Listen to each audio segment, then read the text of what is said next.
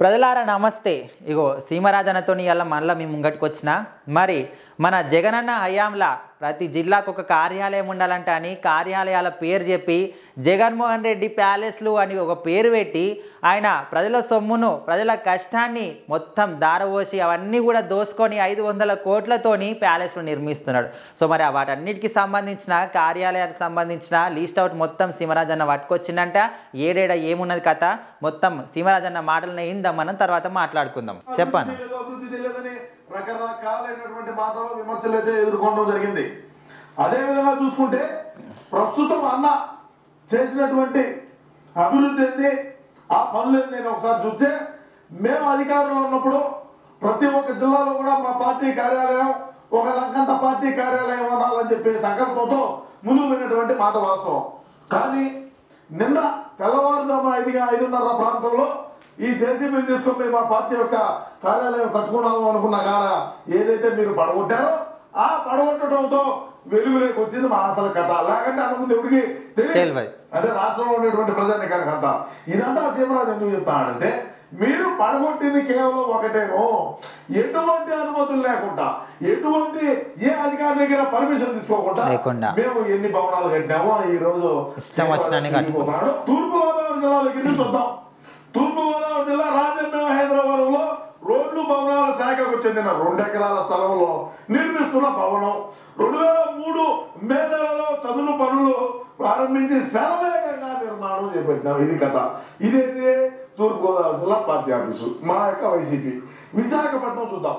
విశాఖపట్నంలోని చినగదిలి మండలం ఎండాలలో కేటాయించిన 100 కోట్ల విలువైన భూమిని పూర్తయిన వైకాపా కార్యాలయ నిర్మాణం. దీనికోసమే లా కళాశాల రోడ్డున 80 అడుగుల నుంచి 100 అడుగులకు విస్తరించారు. చూడండి బ్రహ్మాండంగా. ఏమి ప్యాలెస్లా లేకంటే ఏంది, జిల్లాకు ఒక పార్టీ ఆఫీసుని ఏ విధంగా రూపుదిద్దినాడో చూడండి అన్న. కాకినాడ చూద్దాం. ఏందిరా స్వామి ఇల్లు, మీ అమ్మ పేదవాడికి ఏమో సెంటు, మన పార్టీ ఆఫీసులు ఏమో 2-3 ఎకరాల్లో, ఒక్కొక్క పార్టీ ఆఫీసు 2 ఎకరాల్లో, పేదోడికేమో 1 సెంటు. కాకినాడ చూద్దాము. కాకినాడ పైటవారి వీధులు 22A నిషేధిత జాబితాలో ఉన్న 2 ఎకరాల భూమిని నిర్మిస్తున్న వైకాపా కార్యాలయం. దీన్ని కొలువుపెట్టి బ్యాంకు నుంచి రుణం తెచ్చేందుకు కూడా ప్రయత్నించారు. అంటే దీన్ని కొలువుపెట్టి అంటే బ్యాంకులో తాకట్టు పెట్టి డబ్బులు తెచ్చేదాన్ని కూడా ప్రయత్నించారు. పార్వతీపురం మన్యం ఇది, అదేవిధంగా అనకాపల్లి, అదేవిధంగా పల్నాడు. పల్నాడు బాగా కట్టినాడు బా, అంతా ఒకటే డిజైన్ ఉన్నారు. బాపట్ల, అదేవిధంగా పశ్చిమ గోదావరి, అదేవిధంగా కృష్ణా బా, అదేవిధంగా తిరుపతి, అదేవిధంగా కర్నూలు, అదేవిధంగా మన కడప వైఎస్ఆర్, అదేవిధంగా శ్రీ సత్యసాయి జిల్లా, అదేవిధంగా అన్నమయ్య జిల్లా. అన్నమయ్య జిల్లాలో పెద్దగా కట్టేటోళ్ళ గద్వాల కోట్ల బాగా పెద్దగా కట్టాగా. నెల్లూరు, అదేవిధంగా శ్రీకాకుళము, అదేవిధంగా ఏలూరు, అదేవిధంగా విజయనగరం. ఇది మేము చేసినటువంటి అభివృద్ధి. ఏంటంటే ఇది అభివృద్ధి. పార్టీ కార్యాలయాల్ని కొంపంత కట్టుకొని పేద బడుగు బలహీన వర్గాలకు చెందినటువంటి వ్యక్తులకు కేవలం 1 సెంటులో భూమి, 1 సెంటులో ఇల్లు, 1 సెంటు భూమి, 1 సెంటు ఇల్లు. మా పార్టీ కార్యాలయం 2 ఎకరాలు. అంటే మీరు అర్థం చేసుకోండి, జగన్మోహన్ రెడ్డి గారు మా అన్న ఓడిపోవడంతో ఎన్ని వెలుగులోకి వచ్చినాయి. 2019 నుంచి 2024 వరకు ఏమి అలాగా పనులు, మామూలే పనులు, ఏమి బఫురు పనులు చేశాడో ఎవరికడ తెలియదు. అదేవిధంగా చూసుకుంటే ఈ రోజు ఉన్నటువంటి ప్రస్తుతం ఇప్పుడు వాళ్ళు ఛార్జీ తీసుకోవాలా, వాళ్ళు సీట్లలో కూడా సరిగా కూర్చోలా, ఇప్పుడే ఇన్ని బయటికి తీసారంటే రేపు రాబోయే రోజుల్లో మా యొక్క పనితీరు, మా పని ఎట్లుంటుందో, లేకంటే మేము చేసినటువంటి ఈ లంగా పనులన్నీ ఆడ బయట కూర్చి మేము ఆడతామో ఒకసారి ఆలోచన చేసుకుంటే మాకు ఎవరో భయంగా ఉన్నది. చూద్దాం ఏం జరుగుతుందో రాబోయే రోజుల్లో, ఏది కథ అనేది. మేము నాకు తెలిసి చంద్రబాబు నాయుడు గారు అయితే కక్ష సాధింపు చర్యలకు పాల్పడతాడు.